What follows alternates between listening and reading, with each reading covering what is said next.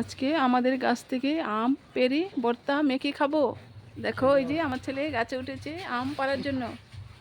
দেখো অনেক আম হয়েছে আমাদের গাছে। এই যে দেখো কত বড় আম, অনেক বড় বড় আম এই গাছটাতে হয়ে থাকে।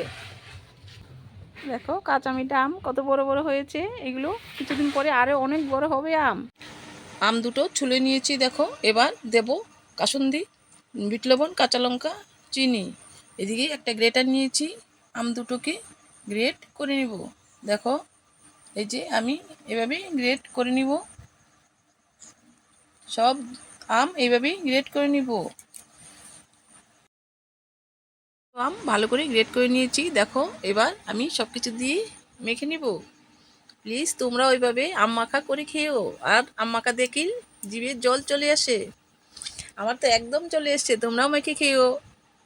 এবার আম মেখে নিয়েছি দেখো কত সুন্দর হয়েছে। এবার একটু খেয়ে দেখবো কেমন হয়েছে। আমি নিয়ে নিয়েছি দেখো কত সুন্দর হয়েছে। এবার খেয়ে দেখবো কত স্বাদ হয়েছে। ও অনেক টেস্টি, জিভে জলানোর মতো।